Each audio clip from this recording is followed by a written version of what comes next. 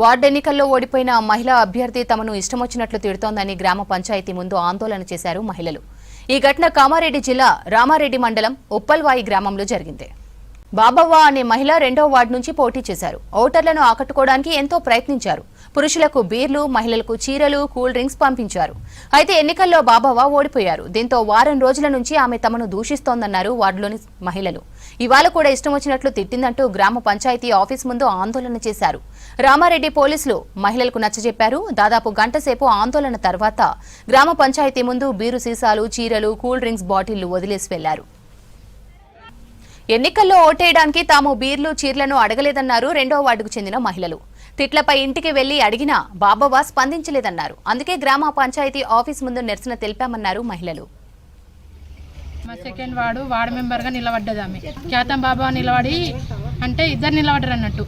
పర్వారెడ్డి అన్న ఉన్న ఈమె ఇద్దరు నిలబడితే పర్వారెడ్డి అన్న గెలిచిండు. గెలిచినప్పుడు ఈమె ఏం చేసిందంటే అప్పటి నుంచి గెలిచిన నుంచి ఇష్టం వచ్చినట్టు మాటలు మాట్లాడు, నోటికి ఏది దొరుకుతుంది మాటలు మాట్లాడు, మా చీరలు కట్టుకొని మిమ్మల్ని బొందలల్లో పెడతాం అట్లా ఇట్లా అనుకుంటా ఇష్టం వచ్చినట్టు మాటలు మాట్లాడు. నిన్న నైట్ కూడా మస్తు గొడవ పెట్టుకుందంట. ఇప్పటికి ఇక్కడికి వచ్చినాక కూడా మీరు ఏం చేసుకుంటారో చేసుకోర్రి, నేనేం చేయలేను అనుకుంటా వెళ్ళిపోయింది మాటలు మాట్లాడి. బీర్ సీసా, చీరే, కళ్ళు ప్యాకెట్, బోంది, స్ప్రైట్ బాటిల్ ఆమె ఇచ్చినవి తీసుకొని వచ్చినాం. నన్ను గెలిపి ఓటేసి అని అందరికి ఇంటింటికి వంచింది తీసుకొచ్చి.